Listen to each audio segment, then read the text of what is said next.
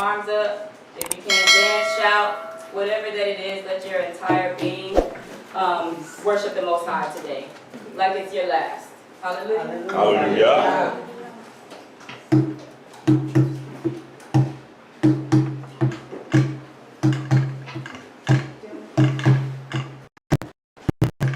I come before you just as I am. I lay me at your feet. I bring before you all that I have. I lay me at your feet. You are worthy, worthy, worthy. You are worthy, worthy, worthy. So you are worthy, worthy, worthy. You are worthy, worthy, worthy. So praise like oil. For you I pour it out. For you I pour it out.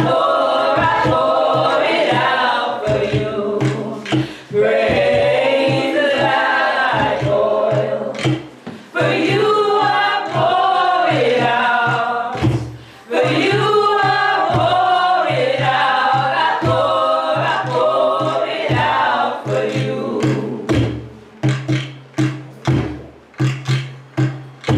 I pour this perfume not to impress the people standing around. I pour this perfume 'cause of your worthiness as I behold you now. You are worthy, worthy, worthy. You are worthy, worthy, worthy. So you are worthy, worthy, worthy. You are worthy, worthy, worthy. So praise like oil. For you I pour it out. For you I pour it out. I pour it out for you. Praise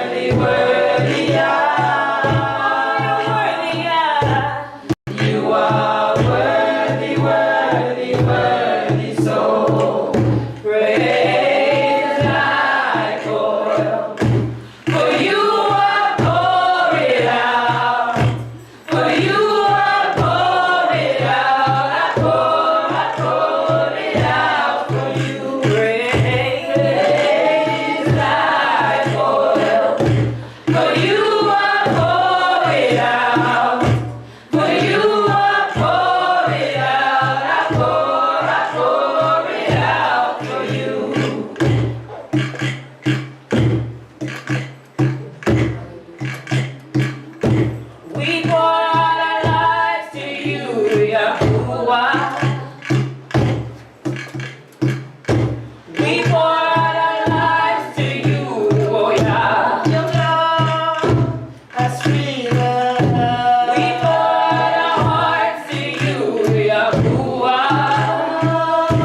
Has freed us. We pour out our hearts to you, oh Yah. Your love has freed us. We pour out our lives to you, Yahuwah. Has freed us. We pour out our lives to you, oh Yah. Your love has freed us. We pour out our hearts to you, Yahuwah. Has freed us. We pour out our hearts to you, oh Yah. Your love has freed us.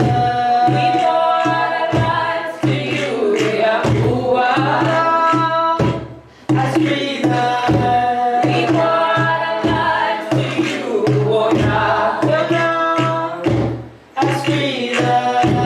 We pour out our hearts to you, Yahuwah. Has freed us. We pour out our hearts to you, oh Yah. Hallelujah. Hallelujah.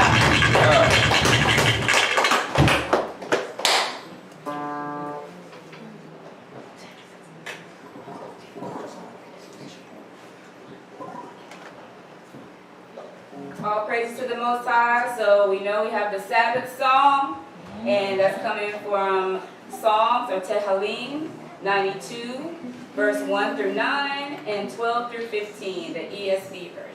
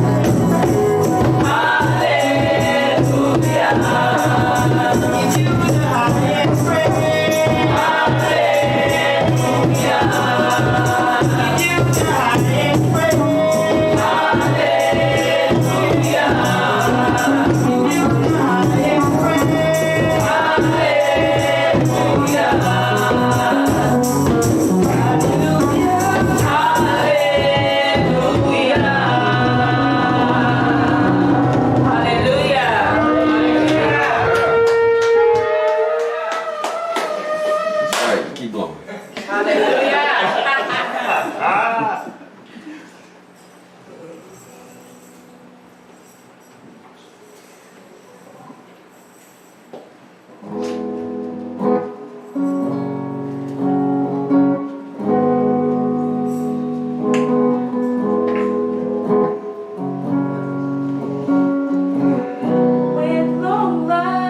With long life, I will satisfy him and show him my salvation. With long life, I will satisfy him and show him my salvation. Because you made Yah, which is my refuge, even Elyon, your dwelling place. There's no evil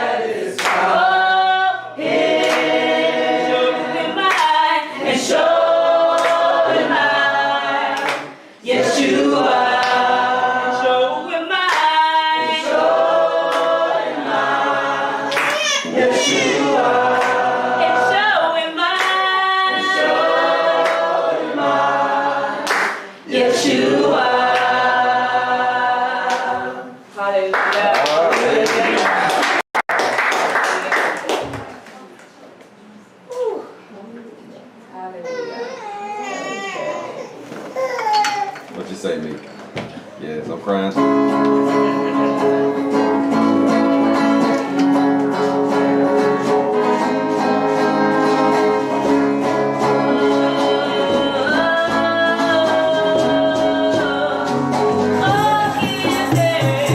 Oh,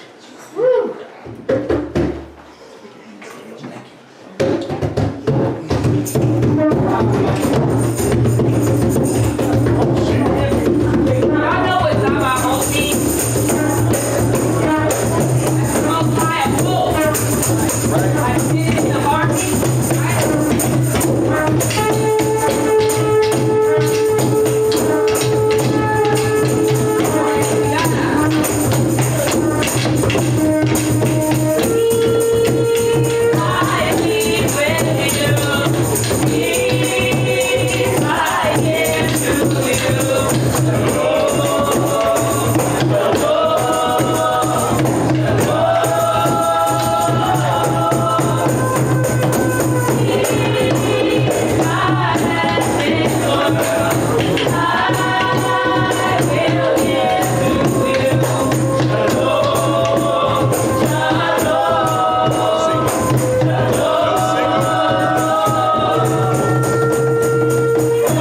am the fire.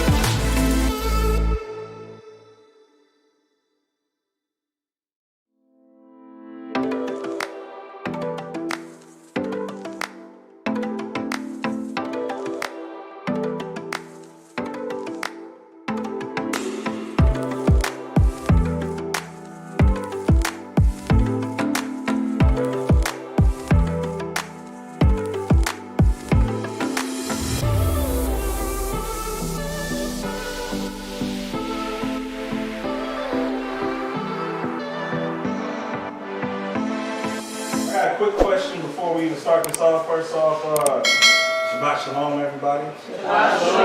Shalom. I wanted to ask y'all a question. Has anybody ever not had a dream?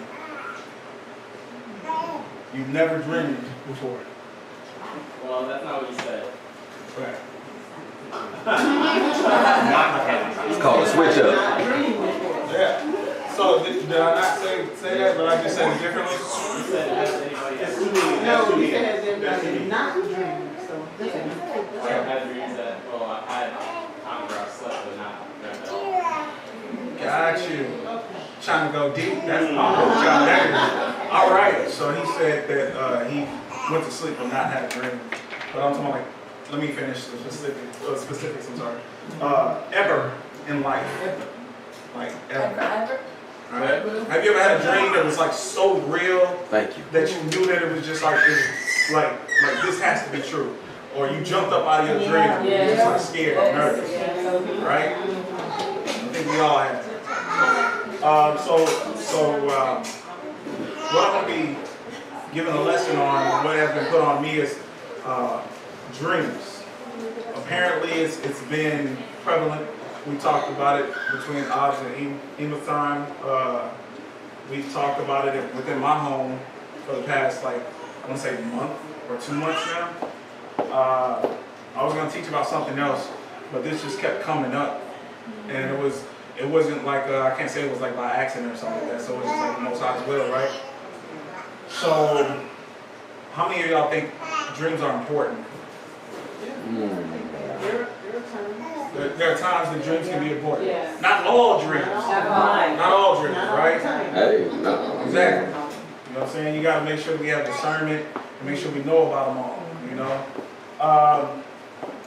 Let me see. Do y'all know where this scripture, where it's Luke 16:29, do you know what this is in regards to? Yeah. It was the one that we read last week.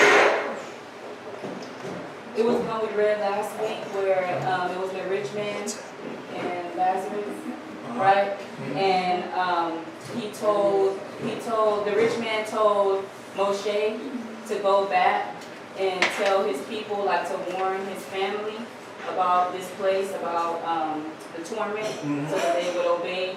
And then what was said was that they had Moshe and the prophets, and they didn't, like, if they don't hear them, then they won't listen. That's it. That's all that you got. So you got the prophets. Abraham, I'm sorry. My Yeah. bad. Abraham's husband. He asked Abraham, and then Abraham told him that you had Moshe That's and the right. prophets. That's right. That's where we find out, you know, that Lazarus is with Abraham in his bosom. Where most people would say, you know, my grandpa, my granddaddy or grandmama died and she's up in heaven now, looking down on us. Well, You know, and she's smiling and she can cheer for us. She gonna see me win this race. I did this follow her. You know what I'm saying? She might be like this rich man, or she might be like Lazarus. We don't know. yeah. You know, but we can only pray that she has the mercy of the Most High on her. That's right. Or him. But yeah, that is in regards to that. I was tying it back to where Moreh Amaziah had taught, you know. Obviously, you got a cheerleader. So, and really good, because his lesson was really good. I wanted to put that in the chat for us to go back to it, but just to, you know, kind of recap over it a little bit. He taught really well on Hebrew. I don't know, I think it's what is the Hebrew word for dreams? Amaziah, do you know what it is? Is it Hazan? Hazan? Is it Hazan? I'll look it up. Vision. That may have been vision. Is Hazan it is vision. Naba? Or Naba, that's Naba. right. Naba. Or Naba, or however you want to pronounce it. However you want to pronounce it. Alright, so this is what we're going to be going over. Thoughts on the matter. What's the difference between prophecies and dreams? Who was the dreams given to? Who are the Most High's, or what are the Most High's functions with the prophets? Does it matter whether you are a man, woman, or child? Now that's important. Do you need a righteous interpreter? Or will the Most High just show you? Do visions have to come right away, or does it take time? And can one coincide with the other? And then, of course, we'll have the conclusion of the matter. All right, so what I'm going to need you guys is we're going to do a little get-together. We're going to have children's up to 15, like in like one section, possibly like over here. I'm going to say over here where this table's at, where all these beautiful people are at right here. And then 16 to 25, we'll bring them like probably over here. Or y'all can be at the back table back there. And then my 25 and seasoned on up is going to be up in this area right here. And season. Like that, you're waiting on your group, huh? Season. Where did the children up to 15 go? They'll be at the table right there. Where everybody else is at. So I need y'all to go ahead and get there right now. Where did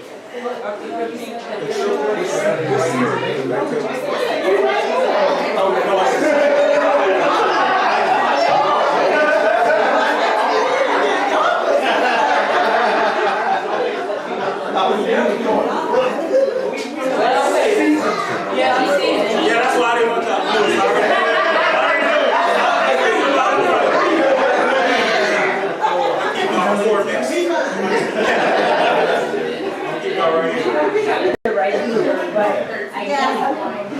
Ain't y'all 25? Below 25?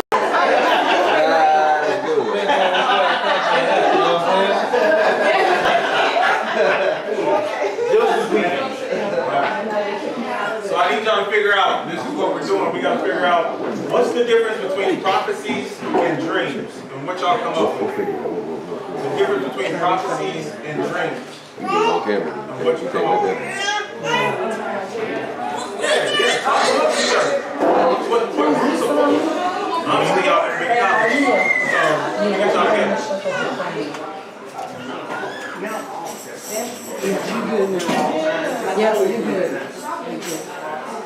What's the age group? Lydia has dreams that are well marinated up here. Well marinated. Lydia dreams that she's exceeded me 10 dreams. It's over. And it's Halom is dreams. Naba is prophecy. Yes, that's right. So what's that going? Yeah. Halom.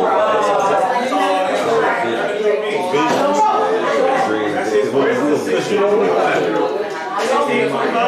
In your mind, but on the outside, your life, right where you're at, yeah, that's you in the spirit, it's you. Yeah. I'm the leader.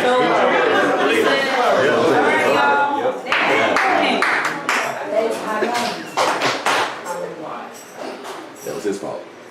All right. I was thinking maybe we could pull up a definition first, like just like a regular, just Webster definition of a vision and I mean, I know I should put somebody older in here with y'all. As soon as you told me the definition, all my thoughts were on dreams. Yeah, this is what I do. okay.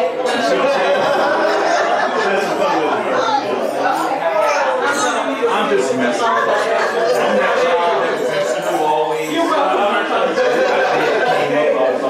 That was you, right? Yeah, that was me. Sorry. Okay. No, you good. All right.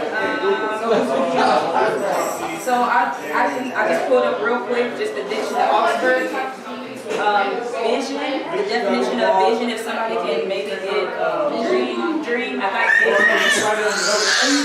got vision. Okay, so the vision it says the facility.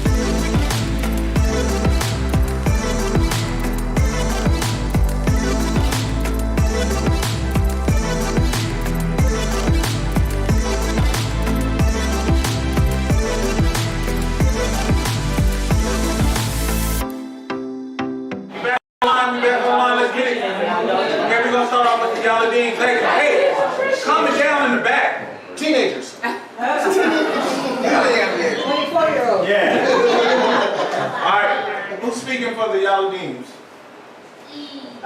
The eldest. Who's the oldest Yaladeen? Oh yeah, the oldest. Go ahead. You gotta speak for him. Here, you need the mic.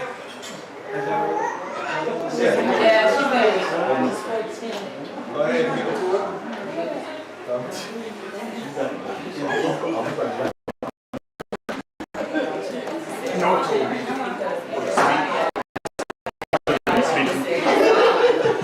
Come on now. It's so it made me keep vision in my mind. I was trying.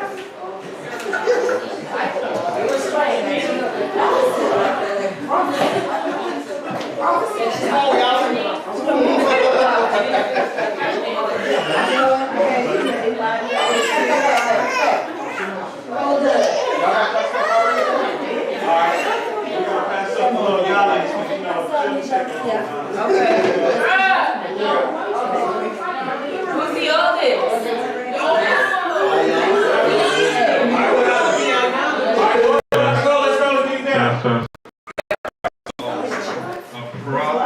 The difference between a dream and a prophecy is a prophecy is essentially when you speak for something to come to pass. So if I was to be like, hey, you're gonna have twins in 5 years, right? You'd be prophesying for something to come to pass, right? A dream is just, you go to sleep and different factors cause you to dream something up. Now, a dream can be a prophecy, like with Joseph. That dream could come to pass in the future, or it could not. My son! That's right. I agree with what he just said, right? Yeah. Okay. You ready now? Let's go. She's ready. All right. Okay. For us, the difference between a dream and a prophecy is a dream and a prophecy can be something that comes together, but a prophecy is something that comes to reality that tells the future, that predicts. While a dream can stay in your mind, it can come true, but it's not exactly predicting what's going to happen next.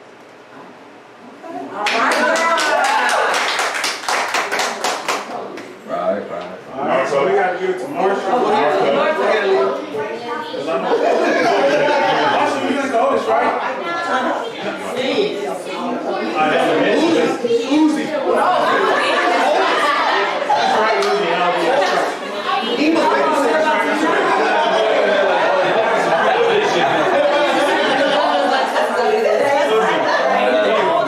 Marshall just looks so old.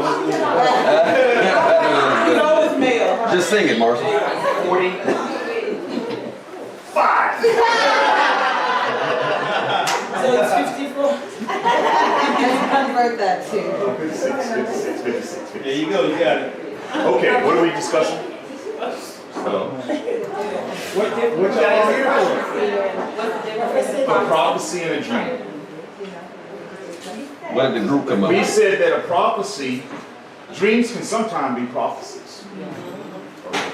Or prophetic, once it's spoken, right? A prophecy is a prediction, yes, that of a future event. Right. And if you're proven wrong, Well, we ain't going all with that. it's not a prophecy, right? It would be just a dream. We'll get to that. We'll get to what that is. I was stuck on vision. I don't know why I was saying vision. That Do was you have one for vision? That's your wife's Is there something for vision? Yes, No. Yes, your wife. Okay. All right. I'm right with everybody. I really appreciate it. I'm actually surprised out of the Galvins and out of my seasoned vets. So okay, so this is where it's gonna come to, because I don't disagree with anybody's answer. The one thing that I would look into as far as we're gonna find out how it can relate to as far as scripture. All right. So who was the dreams given to? So this one we see who has their scriptures. Anybody got it? Where they can give me a better sheet 20 and 1. There was actually one that was before this. Does anybody else? Does anybody know? It's better sheet 15, but just off the top of their head. No. All right. Abraham. Right. The vision of him having a child. There was Or no? Abraham. Are y'all ready?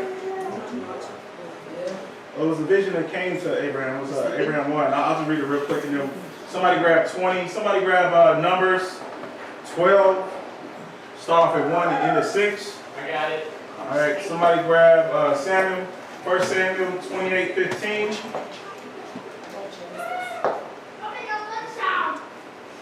You got what you said? You said you got better sheet 20. You do it? Okay. All right, I'm gonna go with 15 first. After these things, the word of Elohim came to Abraham in a vision, saying, "Fear not, Abraham. I am thy shield and thy exceeding great reward." So that was the first time that we see a vision come where the Most High came to Abraham. He told him to fear not.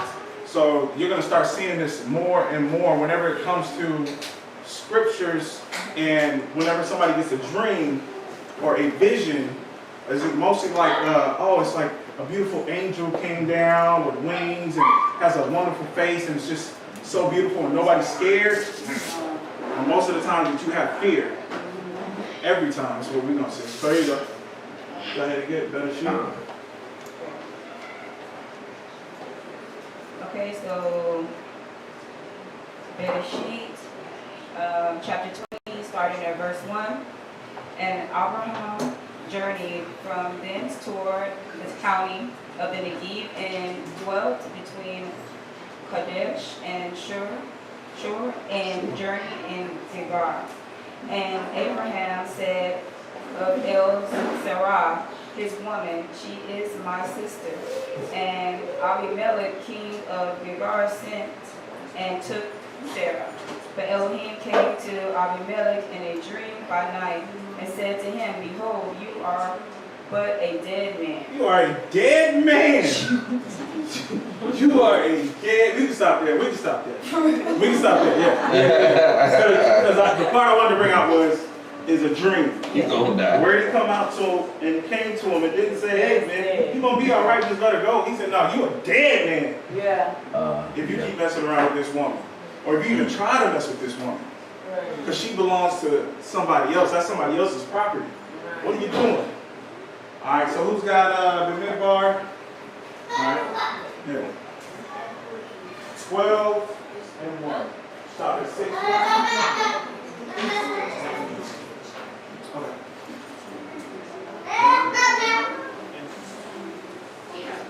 And Miriam and Aaron spake against Moshe because of the Ethiopian woman whom he had married, for he had married an Ethiopian woman. And they said, "Hath the Most High indeed spoken only by Moses? Hath he not spoken only but also by us?" And the Most High heard it.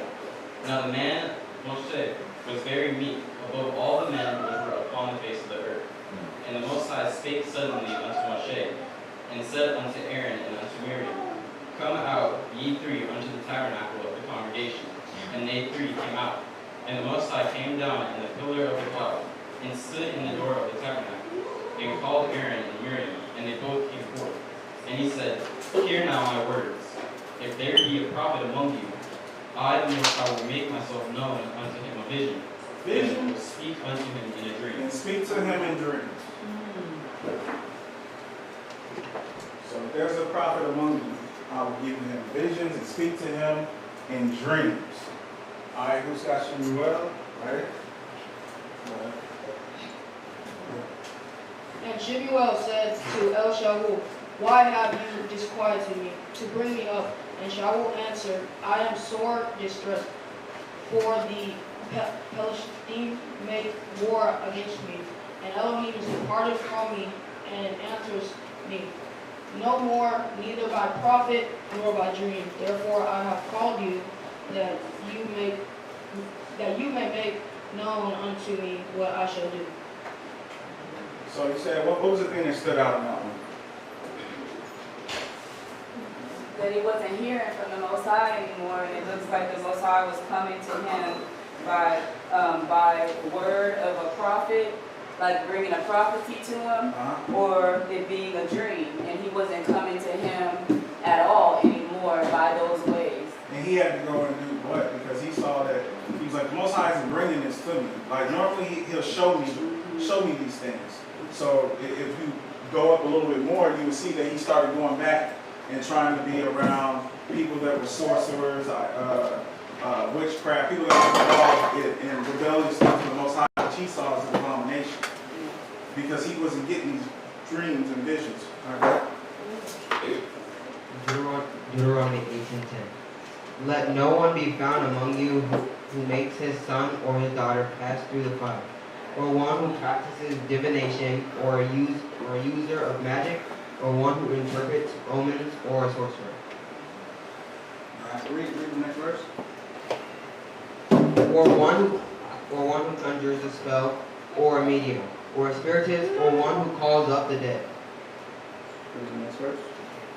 For whoever does these is an abomination to Yahuwah, and because of these abominations, Yahuwah your Elohim drives them out before you. Read the next verse.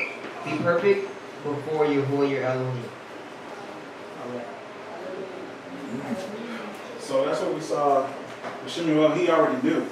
He knew in Torah that he was supposed to be following what the Most High has given us already. The instructions. Whenever we open up like a box, or we're trying to build something, or it's a new game that we're about to play, or it's a new project that we're going to take on. You know, what normally happens? Do they normally just give you the console or give you the job, or you get a new job and they don't have somebody there to give you instructions, or do you get instructions first, at least the basic instructions? Right. So that's what we have to go back to. These dreams that we get, these visions that we have,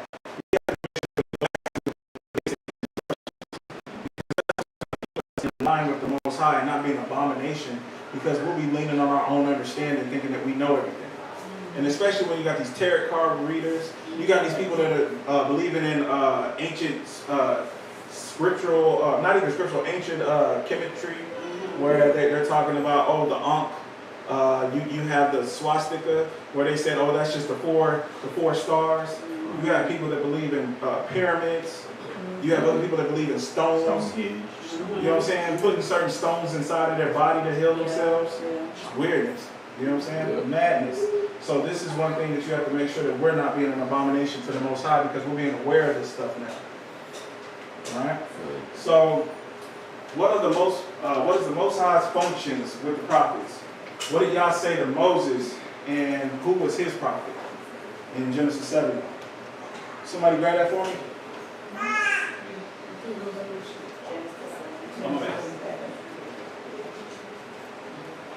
What verse? Start off with 1.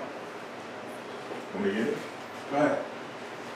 And Yahuwah said unto Noah, Come you and all your sons into the ark, for you have I seen righteous before me in this generation. Of every clean beast you shall take to you by sevens, the male and his female, and of the beast. No, that's not the one. My bad, I probably put the wrong one on there. Okay. Alright, so one I was looking for is when he had spoke to Moshe, and then he said, you will be like a God to me. So you will be like a God to Aaron, and Aaron will be your prophet. Say chapter 12. That's 12. 12. Exodus. Exodus, right? Yeah. Yeah. It's like a repeat. Messing up. I know I got that from the Moria earlier, so my bad. But no. No, you didn't. Under the bus. 12 and what there, or more? Let me see, I don't know specifically on here. Anybody know?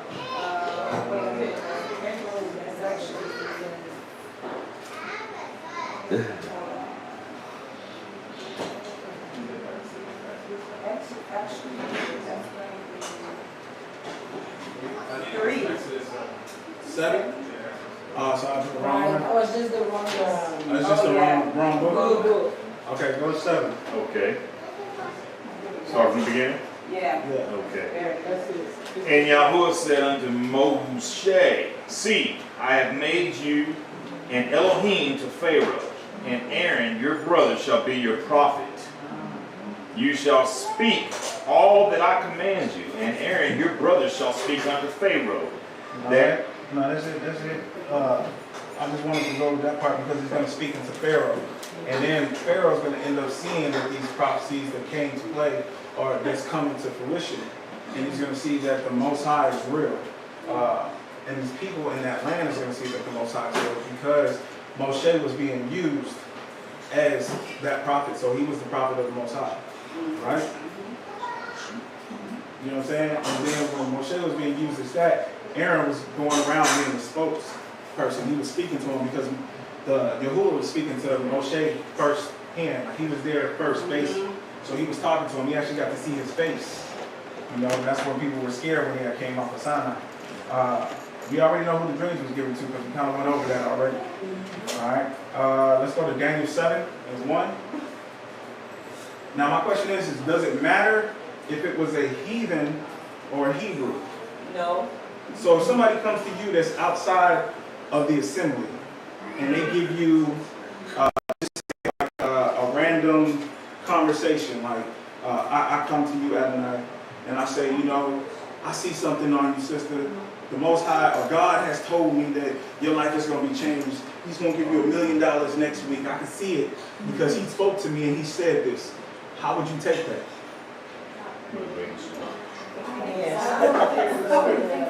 Compare it to script? She said she would compare it to script. Exactly. That's what you would do? You go to compare it to script first? Yeah, I would listen and then I check it out through the script. Check it out through the script. All right, okay. Now, if it was a Hebrew and they came to you and says, the Most High has brought something to me, and something's going to happen to your daughter. It's just something in my mind, but it was brought to me in a dream, and he spoke to me and told me to tell you this. How would you take the same answer? Yeah, Same answer. pray and that's what it's saying. Yeah, This one you pray. Yeah, I would pray. The other one you go to script. Well, the other person, I don't know that person, so. You don't pray about each one. But this one is someone you know or a Hebrew, and you ask for the sermon. I'm going to rock with that. I got you. What you got? Wouldn't it, to me, I think it would matter what that heathen was saying, because if they came and they said something that possibly connected to something that I had already experienced or I had already dreamed it, then that would cause for me to be more receptive, to be like, ooh, like this is the Most High is using this person, because 9 times out of 10, the Most High is always going to send witnesses. He always sends out of the mouth of 2 or 3 witnesses. You know, so even if it doesn't line up with the word, he's going to have already shown it to me or to somebody who has already come to me with that when that person comes. Exactly. It's almost Yeah, like confirmation. So if someone in the street was talking about you, it's almost, I would take it in the sense of, well, would you have to hear it from somebody else? And because if they said like, oh man, such is talking about you, you're going to be like, okay, I'm going to wait until I see this person. But then you get somebody else that ain't even from there, they don't even know each other. And they're like, hey man, somebody said that this person said about you, and you talking about them, and they said when they see you, they're going to slap you. What?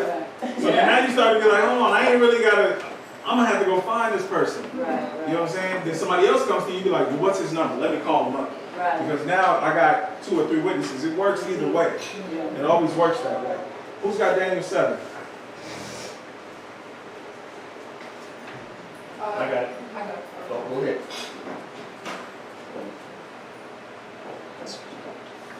In the first year of Baalashazar, king of Babel, Daniel had a dream and visions of his head upon his bed. Then he wrote the dream and told the sum of the matters. Keep going. Go to the next Daniel verse. spoke and said, I saw in my vision by night, and behold, the 4 winds of the heavens strove upon the great sea. Right here. So Daniel, we see, he had dreams and visions. And we also know, when we know about the story of Daniel, it's prophetic, right? Things that come in the latter time, or something that was going to happen, even when he talked about the kingdoms falling. Yeah. So we knew of that. So he had dreams and visions. All right? So when he had those dreams and visions, let's go back to that. When he had those dreams and visions, who did he interpret the dream of? Was it a Hebrew? No. It was a heathen. So you're saying that the Most High, you tell me now that the Most High can give me, or anybody else that isn't of the walk, a dream? Yes. He can talk to anybody. Yes. Okay. Even with what Nebuchadnezzar, right? Yeah. Yeah. Oh, my bad. I don't know if that's part of I your. almost forgot about Yeah. that. All right. We're going. Oh, my That's bad. right. Yeah. That's right. Yeah. The differences, I think, with these dreams is that he can give anybody a dream. Like the Nebuchadnezzar example is the interpretation that they may have wrong. Right. You need Like this. Nebuchadnezzar had a dream, he had no idea Right. what it Right. meant. So he had to get Yeah. somebody That's who knows right. Daniel. Yes. Daniel. He's an interpreter, so he can interpret it. Yes. Nebuchadnezzar couldn't interpret it to me. He was like, well, Yeah. maybe this means this. But Yeah. he really didn't know. That's right. What about the Pharaoh and Joseph? Yo, same thing. Same thing. It's the same thing, right? Because he wasn't following the faith of Yahuwah. Right. He wasn't doing none of that. But yet it had to affect those that were to come, that were going to be affected. The sons, right? All right, so who's got Yoel 2:28 and the book of Acts 2:16 through 18. Now this matter is does it matter whether you are a man, woman, or child? Does it matter? No, I got Joel. You got Joe? Okay, so Joel, chapter 2, verse 28. And it shall come to pass afterward that I will pour out my ruach upon all flesh, and your sons and your daughters shall prophesy. Your old men shall dream dreams, and your young men shall see visions.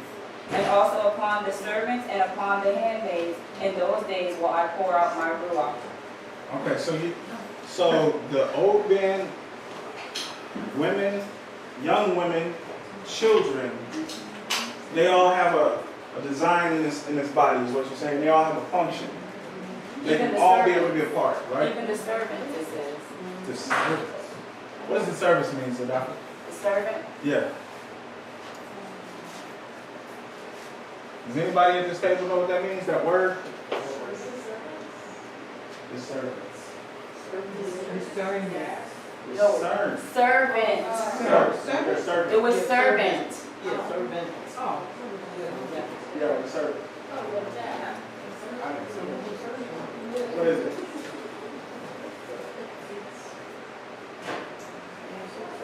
This is when you serve? You're serving someone? So if you're a servant of Yahuwah, then what is it? You obey his commands. What do you got?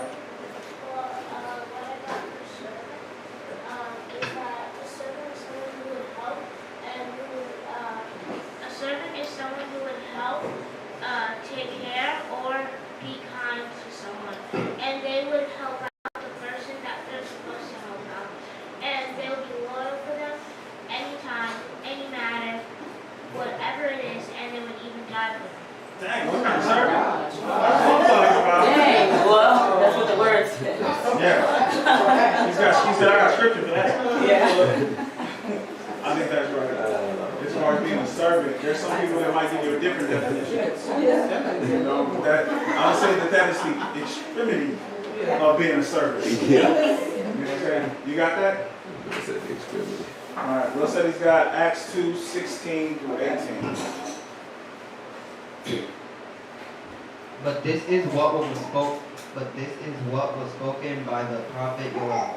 And it shall be in the last days, says Elohim, that I shall pour out my spirit on all flesh, and your sons and your daughters shall prophesy, and your young men shall see visions, and your old men shall see dreams. And also on my male servants and on my female servants I shall pour out my spirit in those days, and they shall prophesy. There you go. Not proper lie, bro. All right. So we see now that there's no difference. So if a child comes up to you and you have an adult that comes up to you and they're both man and female, but you've been going through something, and they tell you, hey, I had a dream about you, and this is what happened. And then you have somebody else that comes out of nowhere, left field. I had a dream about you. It was a man, he was telling me, and it coincides with the same one that the woman had. Then you even have it as much as a little lie come to you. I had a dream about you, and this happened. Would you take heed to it, or would you just be like, yeah, you know, it ain't really nothing? No, that's 3. That's 3. In that point, then you gotta be like, it must be something in the water, or this must be the most high. Like, that's all I see it as. It's true. Because a lot of people, if they in their own mind, then that's where you gotta understand the discernment. Or you're gonna sit there and you're gonna be prideful and thinking that what you know is right and what everybody else is bringing to you is wrong. Wow. Or you're like, why didn't y'all tell me? Yeah, why? Oh yeah. People do that. People are like, y'all didn't tell me. I'm gonna wait until he tells me. Yeah. And the way that they want to be shown is either a house falling down on somebody in front of them, you know, them halfway getting missed out on a car accident, something crazy, $1 million hitting their pocket, all of a sudden, that's from the Most High. When it's something positive, but when it's something negative, that ain't real. That ain't the Most High. What you got to say? And sometimes you got to discern whether that's Yah or Hasatan. Sometimes people they don't know the difference between the two. There you go. Oh yeah, because we know the adversary is very sneaky. Yeah. So he's gonna make it look like he's doing it for the Most High. He knows the word, and it's never gonna be. And remember in the scriptures, we know that Hasatan, that he doesn't do anything good for you. Like you might think it's good because it's money or jewels or wealth, things like that. But he's never gonna do anything that profits your soul. So if it's something that's going to advance you towards the kingdom, Hasatan will never do that. Like, he will never give that to you. I see what you're talking about. That's how you can definitely discern whether or not it is of it. Yes. Because if it's Hasatan, right, he walks around as an angel of light, right? So it can be the most beautiful thing, yada yada. But if that light is telling you to do something that ain't got nothing to do with building up the kingdom, I got you. Discernment.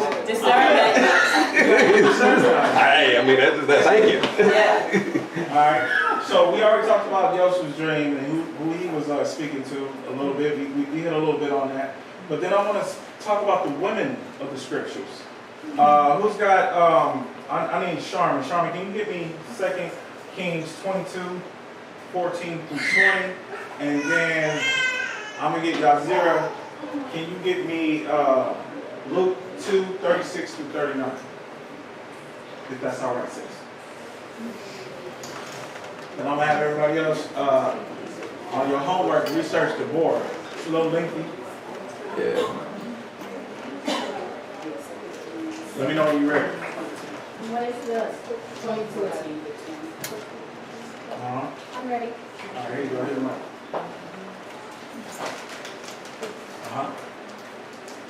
Second Kings 14 through 20. It's so Ezekias, the priest, and Achikam, and Akbor, and Shaphan, and Asaiah went unto Chulda, prophetess, the woman of Shulam, the son of Tikva, the son of Charka, guarder of the wardrobe. Now she dwelt in Jerusalem in the college, and they communed with her. And she said unto them, Thus says Yahuwah Elohai of Yasharal, tell the men that sent you to me. Thus says Yahuwah, Behold, I will bring evil upon this place, and upon the inhabitants thereof, even all the words of the sefer which the king of Yehudah has read.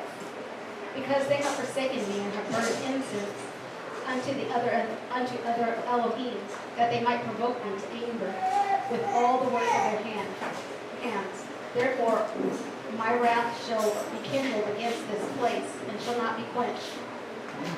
But to the king of Yehuda, which sent you to inquire of Yahuwah, thus shall ye say unto him, Thus says Yahuwah Elohai of Yasharel, as touching the words which you have heard, because your heart was tender, and you have humbled yourself before Yahuwah, when you heard what I spoke against this place, and against the inhabitants thereof, that they should become a desolation and a curse, and have rent your clothes and wept before me. I also have heard you, says Yahuwah. Behold, therefore, I will gather you unto your fathers, and you shall be gathered into your graves in peace. And your eyes shall not see all the evil which I will bring upon this place. And they brought the king word again. Okay. So look, when we look into this, why did he, I got a question, why did he go to a man and have a man go and speak to the assembly?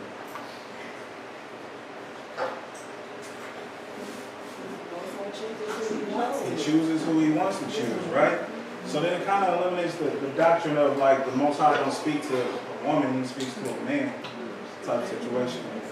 That's out the door, right? Because he came straight with it and said, this is what's going to happen. Coming straight from the Most High's mouth, right? So when we see this, then we also see Anna. Does anybody know who Anna is? I think we just went over this and found out. So look, you got a sis? Okay, go ahead and do this one. All right, Luke chapter 2, 36 to 38. And there was one Chana, a prophetess, the daughter of Penuel of the tribe of Asher. She was of a great age and had lived with a man 7 years from her virginity. And she was a widow about fourscore years, which departed not from the temple, but served Yahuwah with fasting and prayers night and day. And she, coming in that instant, gave thanks likewise unto Yahuwah, and spoke of him to all them that looked for redemption in Jerusalem. And when they had performed all things according to the statutes of Yahuwah, they returned into Galilee to their own city, Nazareth. So she was 64 years old. Oh, no, 84. My bad, I'm sorry. Four scores, I'm sorry, my bad. 84 years old. That was deep, just deep. And she was married for 7 years. Then her husband passed away. And in 84 years, she was doing, in that time, was fasting and praying and doing the Most High's work. Night and day. Night and day. You know what I'm saying? I know about Anna. There's not even too many people that can do that for 85 seconds, let alone 85 minutes. To be honest. Because the way it is now, that's looked down upon.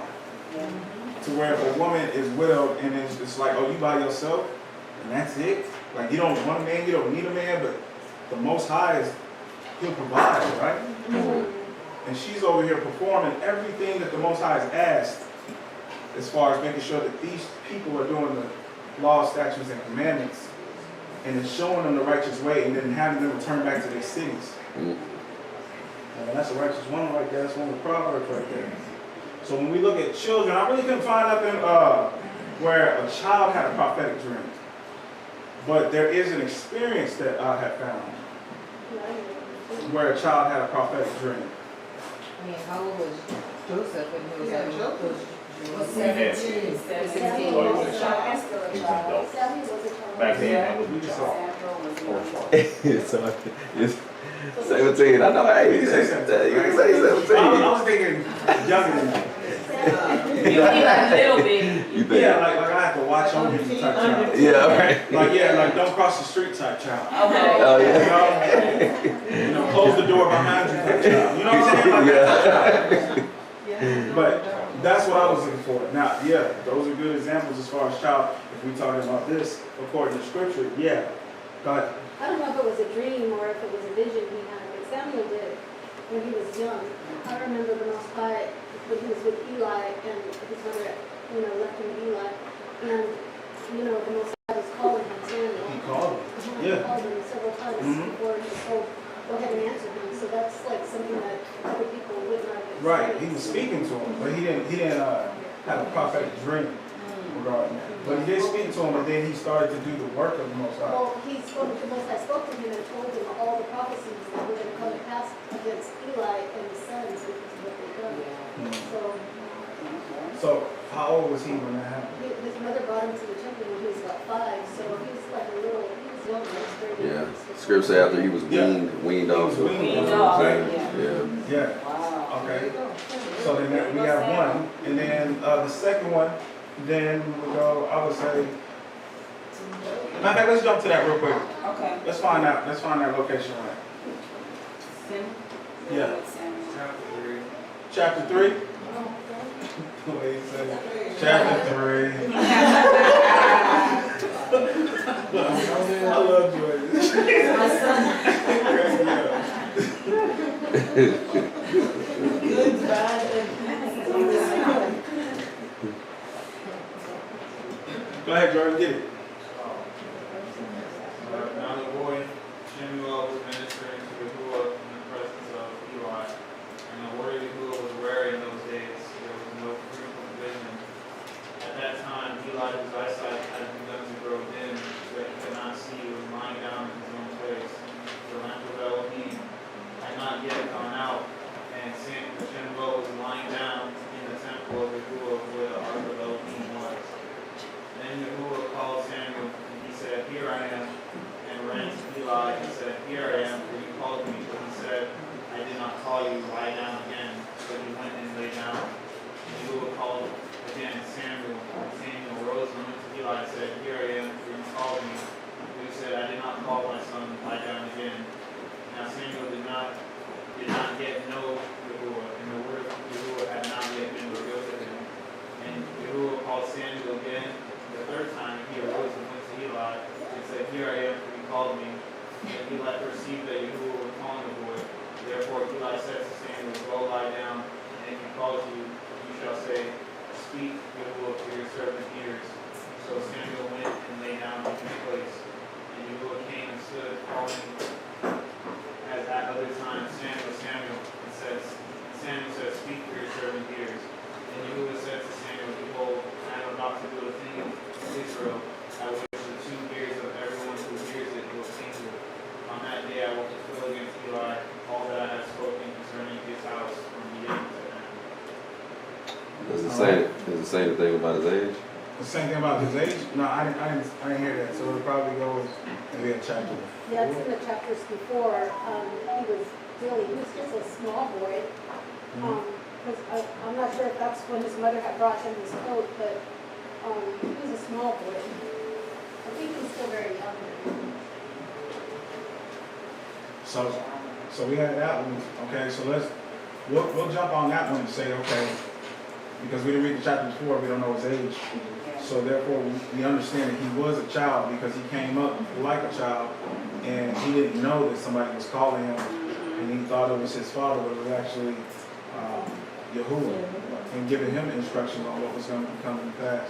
They said it hadn't been revealed to him yet, and we know that if he had been older at that point, applying Deuteronomy 6 and 4, if that would have already have come to him at that time, he would have that knowledge if he was older.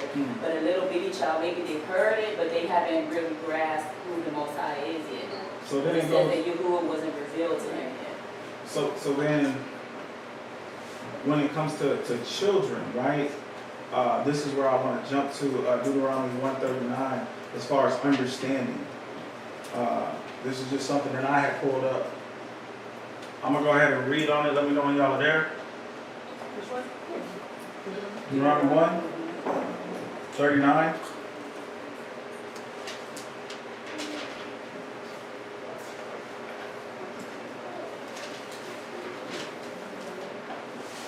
Deuteronomy chapter 1, verse 39. I'm about to start. I'm going to read the KJV version. "Moreover, your little ones, which ye said should be a prey, and your children, which in the day had no knowledge between good and evil, they shall go in thither. And unto them,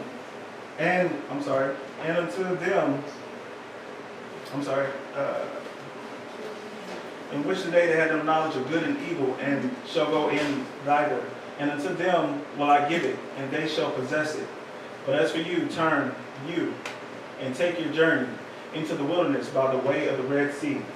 So when I look into this, right, and I understand the children, and they didn't understand what good and evil was, almost like where we see that at, the knowledge of good and evil. The garden, right? So could we still be a child? Could you be a child and then become of age when you start knowing good and evil? We have this thing where it's like accountability, right? You start taking accountability on your head. My mother used to say, when you turn 13 or when you turn 14, it was normally 13, then what's going to happen is the sins that you do is going to fall off on me and it's going to be on you now. Now you're going to be accountable for your own sins. So could it be that the sins that because you know of good and evil, you know the difference between right and wrong according to the Most High, and you're being taught, then could those sins fall on you as a child? Does it fall not on age, but it falls on the knowledge of what you know? Because that age, if we understand the 13, that comes from the Jewish traditions. Bar mitzvah. Bar mitzvah. Or it's 12, and then 13 for, it's different for a girl and a boy. Yeah. So that's what I'm saying. So we were children in the garden until we understood what the knowledge of good and evil was. And we chose to do evil, going against the Most High's will. Therefore, the sin started to be accountable on us. That's just something to think about. I don't know. We can just look at that. They were like children. That's right. Exactly, like when you said they were just like children. Because before they knew about good and evil, what were they doing? They was walking around naked. Children, we see children do that a lot. I see a lot of people that have their children walking around just with underwear or a diaper. The child don't care, and that's it, and that's a girl. You know what I'm saying? It's not like it's a boy walking around with that. No shirt, no pants, no shoes, just running around outside. But once it gets of age and once it starts knowing the difference, then it's like, oh, let me cover up. Kind of like Shua and Adam. All right? So, do you need a righteous interpreter, or will Yah show you? Do you feel like you need a righteous interpreter, or do you feel like Yah will show you? I think Yah will show you, but a righteous interpreter isn't bad, but Yah will. A righteous interpreter isn't bad, but Yah will show you. Eventually, right? Yeah.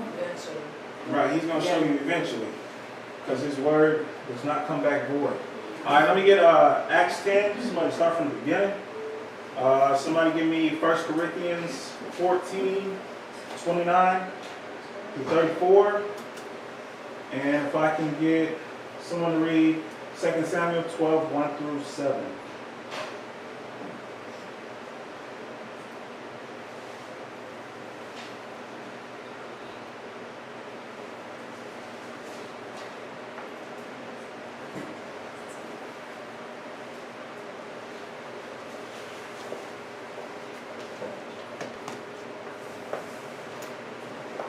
And when you get Acts 10, just stop at 3. You got 2 Samuel?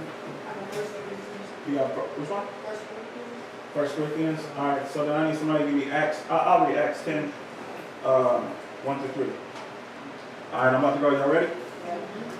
There was a certain man in Caesarea called Cornelius, a centurion of the band called the Italian band. It must have been good.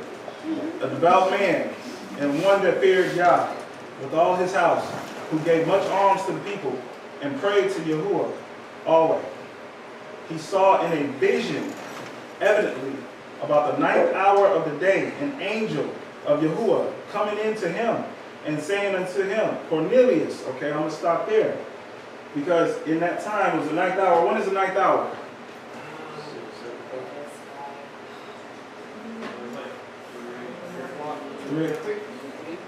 3 p.m.? 3 p.m., right? So, in that 9th hour, was he sleeping? It's like the middle of the day. That's exactly. So he might have been daydreaming. Because we can daydream, right? I mean, everybody's had a day dream where you sitting there talking to somebody like, you know, I don't know, what? What's up, man? I was daydreaming, you know? That's what it was. I do that to Yehuda all the time. He's like, I was just thinking about even now. It's crazy. Yeah. You know? She shows up. And then bam, that's exactly what happened. She shows up, exactly. Yehuda. So, but it's true. Like he was probably daydreaming.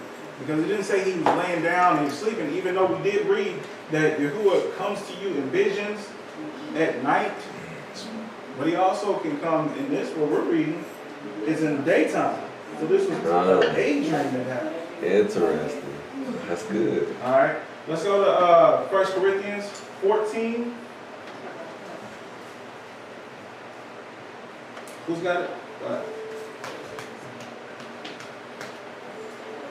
1 Corinthians 14, verses 29 through 34. Let the prophets speak to 2 or 3, and let the other judge. If anything be revealed to another that sits by, let the first hold his peace. For yet ye may all prophesy one by one, that all may learn and all may be comforted. And the ruach of the prophet are subject to the prophet. Okay, so the ruach of the prophets are subject to the prophets. So then we see that if there be no interpreter, beforehand we said let them speak in silence, right? But then we have it to where there's prophets, not a prophet, but prophets. So that's more, those are other people that are speaking that have prophesied before. And it says 2 or 3, and then let the other judge. So does that mean like let somebody who isn't a prophet judge the matter? Is that what that means? Does it mean that the people that was in there that are the prophets that they came to, they're the ones that judge the situation, right? Is that what that is? Okay, I just want to see. I want to make sure I'm following right. Go ahead, continue. For Elohim is not the author of confusion, but of peace, as in all assemblies of the Kodashim. Let your women... No, that's it. Next week. No,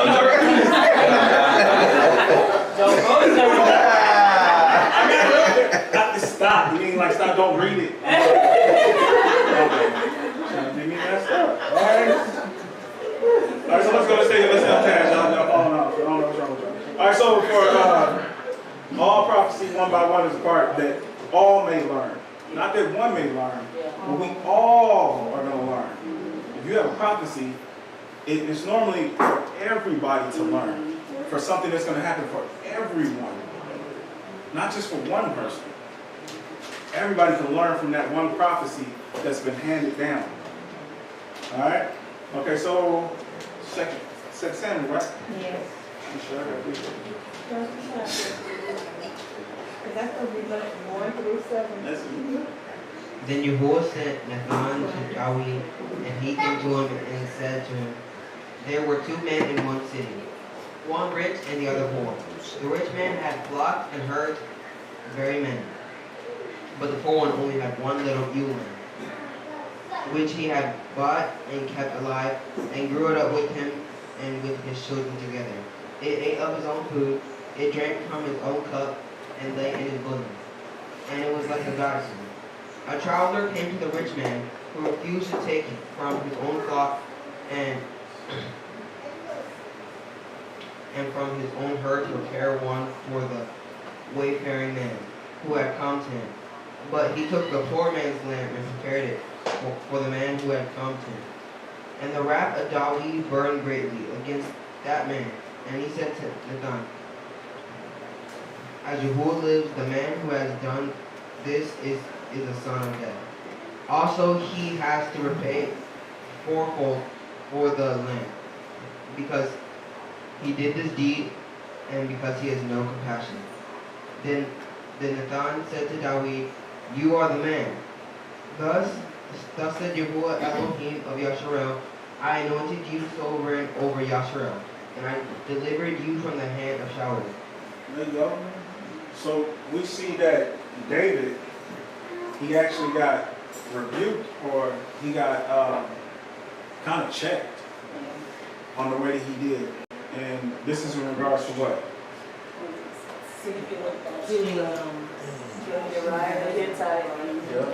Yep. So he did something wrong, but he didn't feel like he did anything wrong.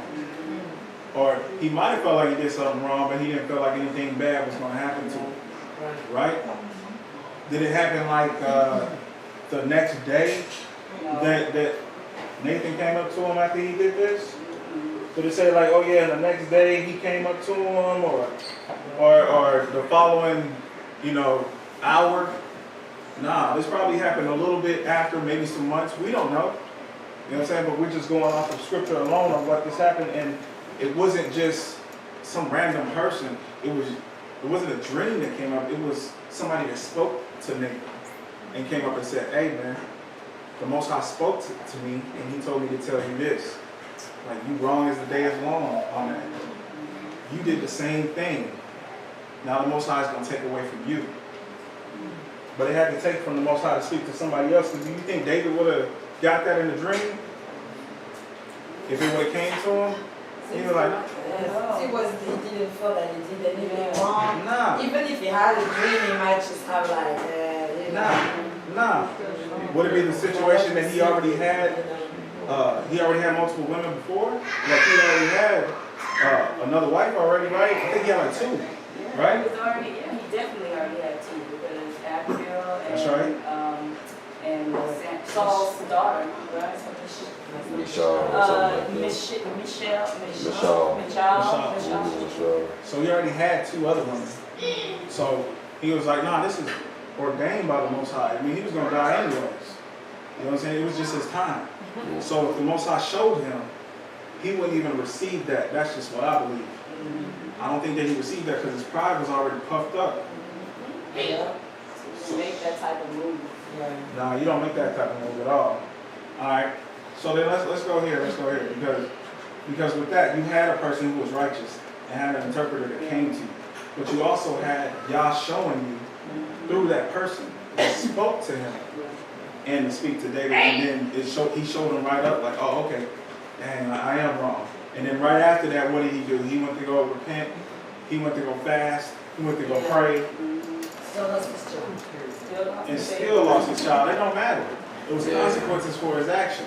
No matter what, you cannot No matter what the escape. situation was, it was still consequences. All right.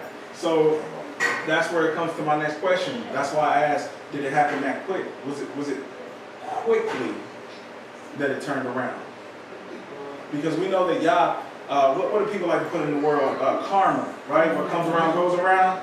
It may not come right around right then and there, but it's gonna happen. You gonna get yours. Whatever it is that you It could saw. have been 9 months, right? It could have been 9 months because it says that Uriah died, right? And then it says that he took Bathsheba and then she became his wife and then bore him the son. That's right. So it could have been 9 months, like the pregnancy at at least, least, yeah, because he had her and then Uriah dies in battle.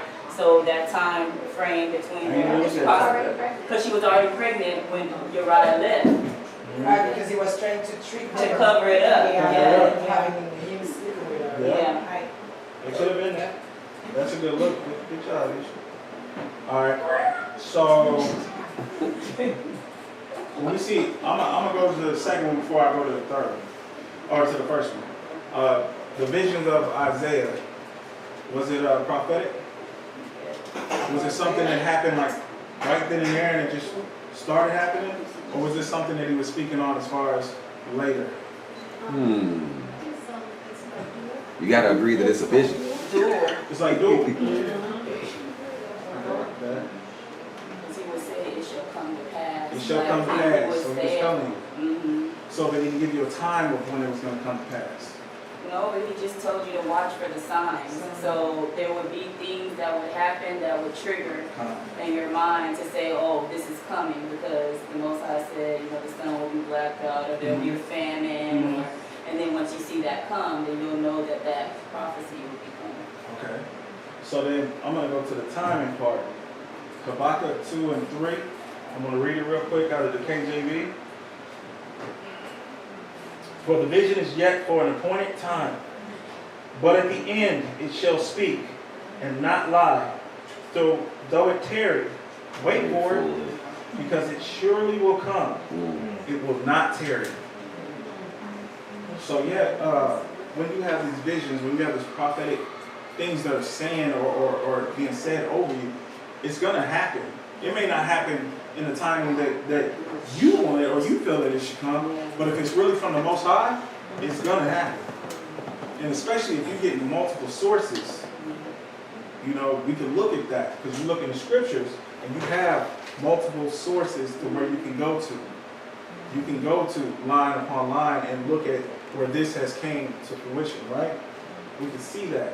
So when most people feel like, okay, I say something towards your household, and if it doesn't happen right then and there, but in my mind, to me, the Most High has given me a vision, then I come to you and say that. But if I'm the only one coming to you and saying that, then what are you going to do with it? Are you going to, like, take my word as law? Right. Right? Exactly. You're going to give me the Dougie Fresh face, right? So then, you know, and you have to understand, like, is this real? But then you have to ask, you have to get discernment. Yeah. You have to make sure that we're praying. Are you fasting and praying? How many times do we do that a week? You know? Or do we just give the Most High just the bare minimum? We give them like 10 minutes or 15 minutes. That's long enough. You know? What is your time being put to? All right, so can one coincide with the other? There we go. What does that mean? Coincide. Can one coincide with the other? Prophecy and dreams. Can they go together?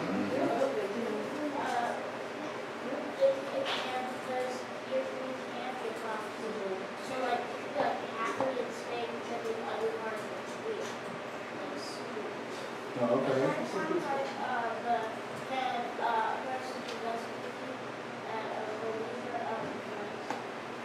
A believer of what?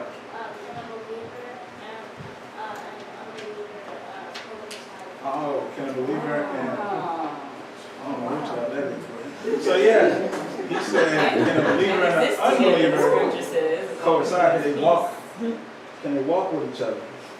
Well, then on this one, so that would be said like a person who doesn't believe, but they have a dream or they have a vision, and then they come to you with that vision. He's like, but you ain't even in the walk. You don't believe what I believe in. That goes back to Pharaoh. It goes back to Pharaoh.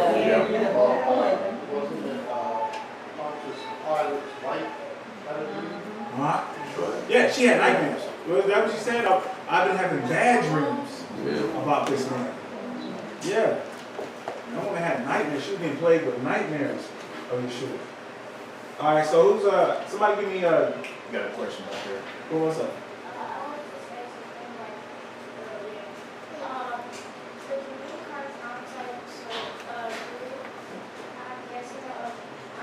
What I think is that the unbeliever is the dreamer, is the person who thinks that it's just a dream, and the believer thinks that it's a prophet, or that's a prophecy.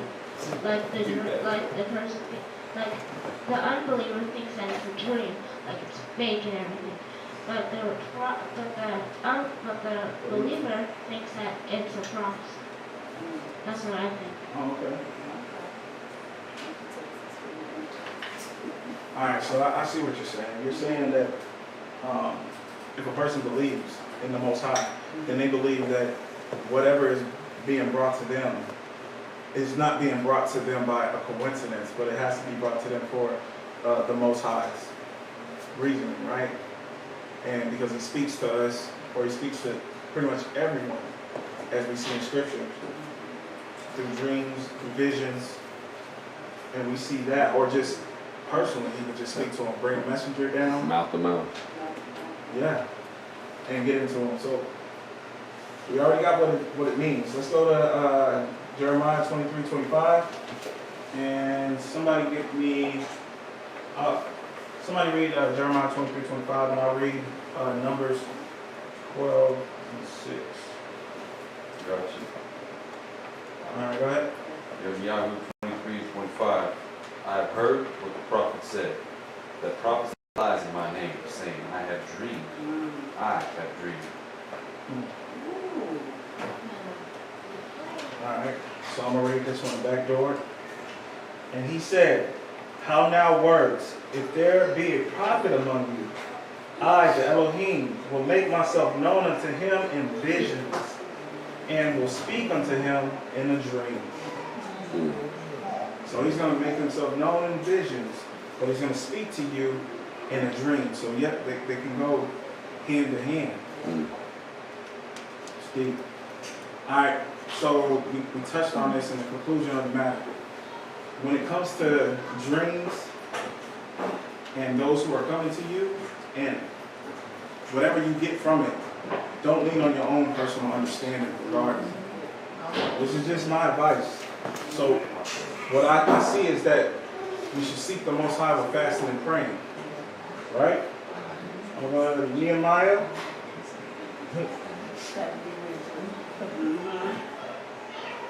Let's go 1.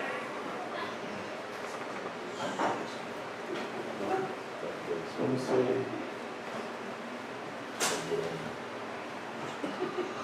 Stand up.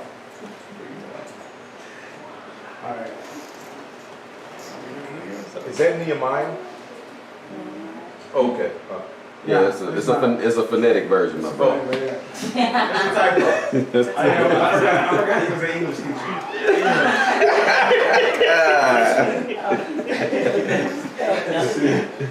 And let me see.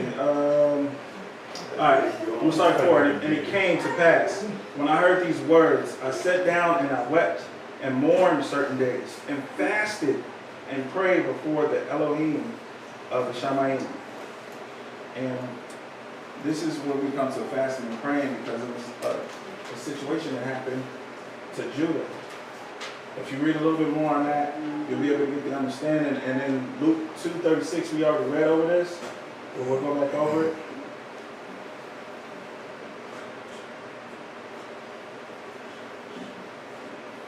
And that was the prophetess of Anna, and what she did as far as fasting and praying in the age of 84 for 8 men. So if I actually look into that, that's deep, because for somebody to do that for all the way until they die, that's enduring until the end. Those who endure to the end, the same shall be saved. That's a whole different level of faith. That's almost what Young Texas had brought out as far as being a servant, right? To death. That's it right there. So you want to go ahead and seek the Most High. You want to make sure that you surround yourself with wise counseling before you make that decision. That, oh, okay, yeah, this is from the Most High. This has to be from the Most High. But you ain't seeked out no wise decision on making sure before you even jump and see what's going on. Men, ladies, don't get married. In no 2 months, 1 month. That's a whole nother line, though. Well, you said that right there where you put wise counsel. Yeah. That's huge, because in that Jeremiah 23, if we had read the next verse, it said that the prophets were giving these prophecies, they were lies because it was from their own heart. It said that it was deceit because it was things that they wanted, like for themselves. Right. Yeah, it wasn't anything that the Most High had put on them, but it was just their own hearts. That's right. So when we go into the wise counsel in Tehilliym 33, the counsel of the Elohim standeth forever, not sometimes, forever. The thoughts of his heart to all generations. So the thoughts of his heart into all generations. That's something that when we have a council, people who are wise, those are people who are standing on Torah. Those are people who are standing on his word, and we know that his word is forever. So that's what we're looking into. Let me go to Proverbs 15.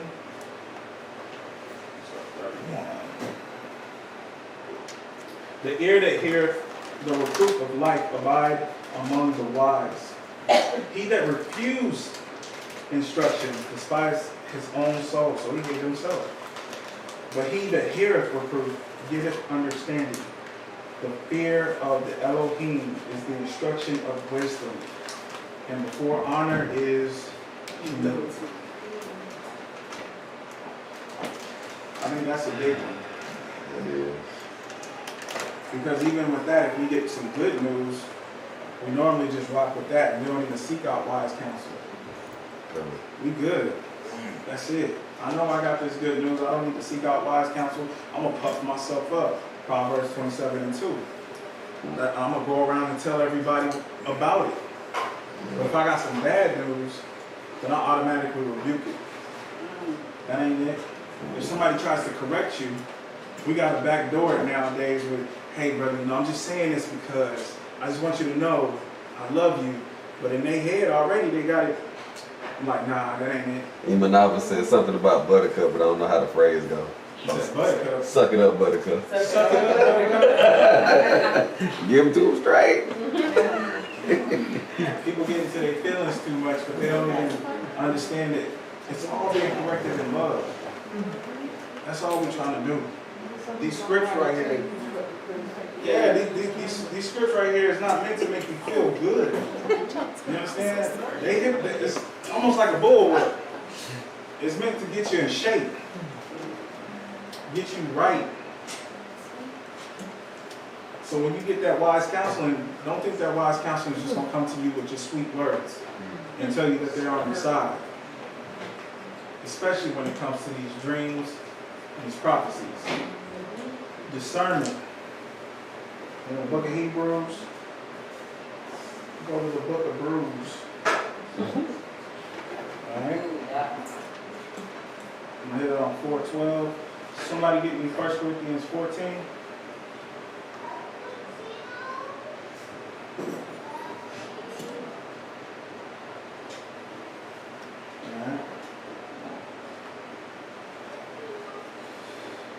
Alright. Y'all ready? Alright. So Hebrews 4:12. For the word of Yahuwah is quick and powerful and sharper than a two-edged sword, piercing even to the dividing asunder of the soul and spirit and the joints and marrow, and is a discerner of thoughts and the intents of the heart. So when you discern in a situation, when somebody comes to bring you something, you got to see where it comes from. You ever have like those of us who have children and or siblings, and they come around you and you're so beautiful. Oh, you know, I love that dress on you. Oh my goodness, like that head wrap, you know, I knew you were gonna be fly when you came over there, sis. I knew that. The first thing in your head is, what you want? That's You know what I'm saying? What? You want a snack? What you want? What you need? That's how it is. We have to adjust it. You have discernment on knowing where it's coming from. That's the whole point. We have to know where it's coming from. So you discern the matter, because people can come and give you sweet nothings. There's a scripture that talks about the charmer, right? Giving you words to making you feel good, boosting you up because they know that you've been having bad days, your hair ain't been done, you know, your hair always good. So yeah, but those are facts. Whenever somebody comes up to me, I automatically think about, and I mean that just may be me, but I automatically think like, where is this coming from? Like, what you want? I got a phone call where somebody was like, hey bro, what's going on? I ain't spoke to you in a while. What you want? That's how I ended the conversation. What you want? Hey, how you doing? What you want? Yeah, what's up? What you want? Because this ain't coming out. You don't come out of months of hiatus and then you try to holler at your brother. You know? You don't get a message that pop up on your timeline and it be like, hey bro, how you doing? And like, nah. There's something behind that. And you have to understand, you got to discern the matter. Right? So let me make sure I get it right, man, if you don't mind. I want to make sure. So you're saying that, like what Zira brought out, so you're saying that even if you have a dream, but from a heathen, let's say it's from a heathen, and you have you have to have a righteous, obviously, interpreter. Yeah. Are you saying that even that righteous interpreter, we got to make sure that that person is discerning? Yes. Oh, okay. I just wanted to make sure, because they could be, you could be having an interpreter. Oh, I just want to make sure I'm following. Because I can see the connections, brother. Hallelujah. Who can give me 1 Corinthians 14, and then we're going to stop at 5. You got it? Yeah. Go ahead. Okay, so 1 Corinthians 14, 1 through 5. Okay. So follow after love and desire spiritual gifts, but rather that ye may prophesy.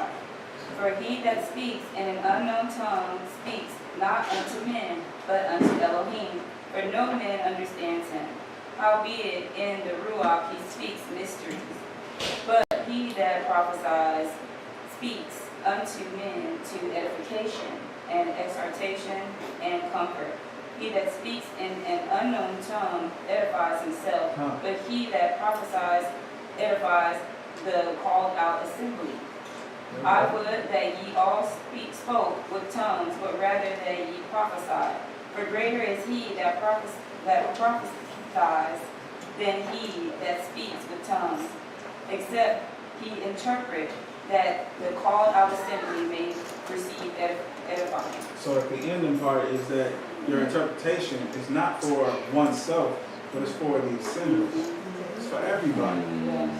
This isn't just for that, because we understand that certain decisions that are done doesn't, in your household, right?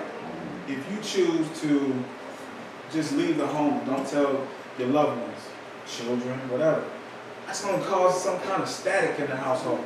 It's going to affect everybody. You understand? But if you have a situation to where the Most High has talked to you, or somebody has called your line, and you talk to them, hey, I got to go because this is what's happening right now. When you let people know what's going on, then what happens? It kind of like makes the waves not come up. It's just a smooth sail. You're good. So when you have someone coming to me or you, and they're saying, hey, this is what the Most High has told me, and he's told me this about you in your household, and this is what's going to happen. And you can either choose to ignore it, you can write it off, it's whatever, I'm not worried about it, or you can go and seek out wise counsel. First thing that you do is you want to close that door to that prayer closet and go pray to the Most High. Hopefully that he'll show you like he did with Peter when he had those abominations, right? And when he showed him, and then it was kind of quick. It wasn't something that was longed out. He got it and was like, oh, okay, so this is what it is. These guys that are coming, it ain't really just food, because Most High know I don't eat like that. Yeah. Right? I ain't craving lobsters and crab legs. I'm good. You know what I'm saying?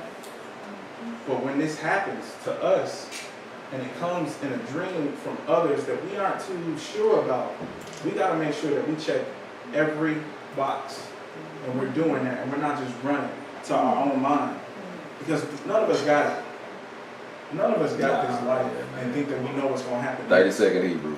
That's it. We ain't got it. But we can act like we got it during the week. Because what? Why? Because we run into those who don't even know about this knowledge. Oh, it could pump you up a little bit. Oh, yeah. You know what I'm saying? I had a brother that came to me. I'm non-denominational. A little thing inside of me was like, oh, little thing, you don't even know. I want to give you this. I'm going to drop this off real quick, and I'm going to leave that with you. And that's it. Because I don't want to overload you, and then it's going to make me look like something, because they can say the right words to me and be like, brother, you know a lot. You good. Yeah. What's that going to do? Yeah, I ain't going to be able to get through the door next time. That's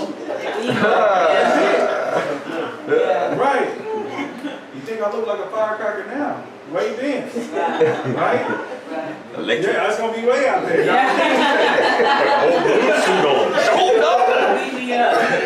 But it's true, because we can allow that to happen. Now, even more so as men, I was speaking towards men, that if you know this knowledge, then what do you have? You have a woman telling you, like, man, I wish I had a man like you to give me that information. If I only had a man that could talk to me about this, or if she comes to me and gives me information like, I had a dream about you. That's the worst thing that could happen.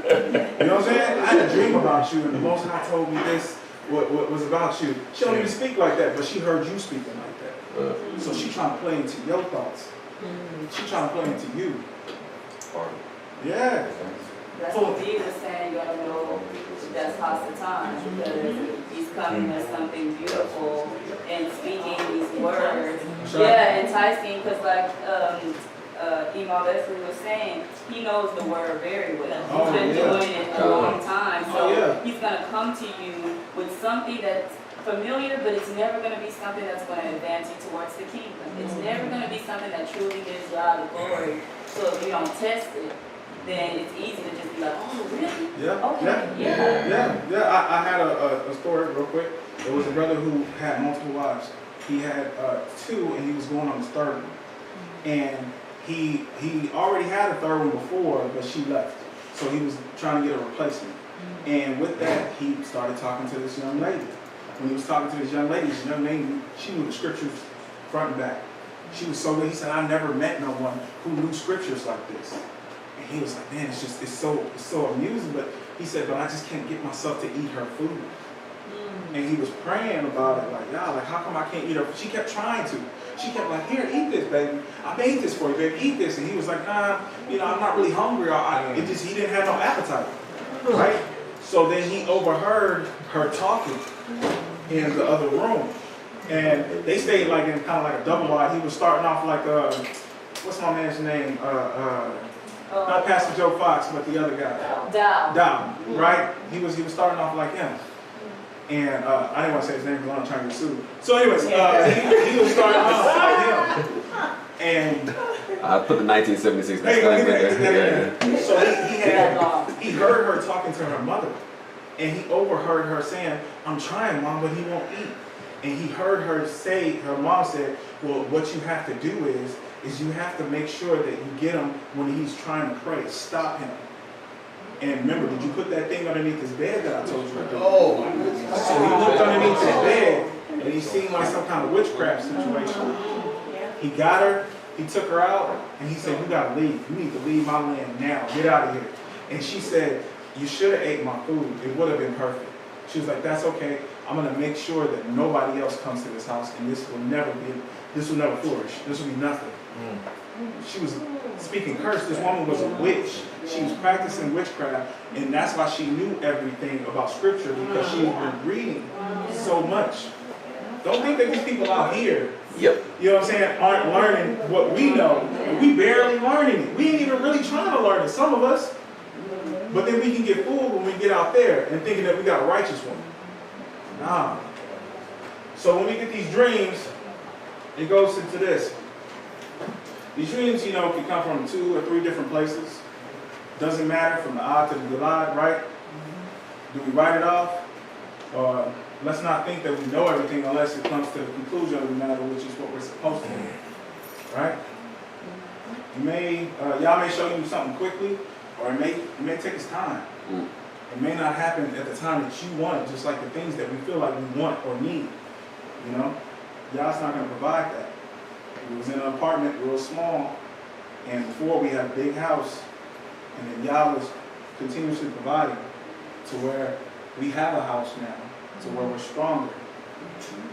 And at one time when we were bigger, we were really small. That makes sense? Yet we need to go through the order and make sure we first establish a healthy fear of the Most High. A healthy fear. Because I think a lot of us, we're more scared of UFOs and ghosts and not afraid of what those things are afraid of. We going around turning on all the lights and we hear something or trying to send our spouse down. Go down there, go check. You know what I'm saying? Like, we don't want to do it because we scared. But we don't have that fear of the Most High.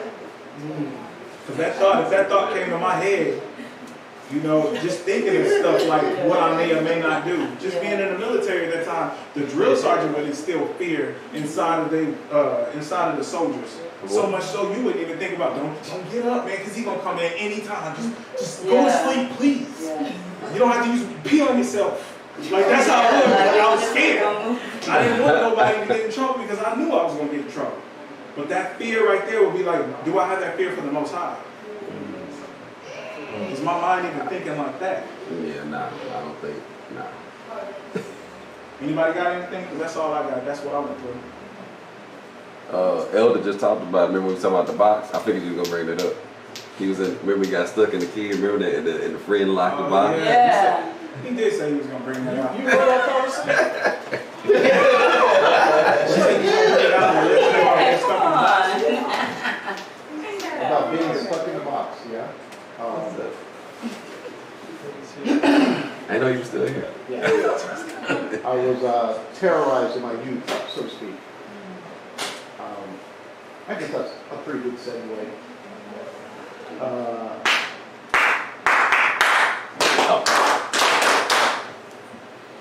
I'll tell y'all a little story. A little story, yeah. Last week, Nava and I. Watch out, don't step, don't step. We got a little, we got a little routine that we do. We had left the customer's house and Nava said, I'm hungry.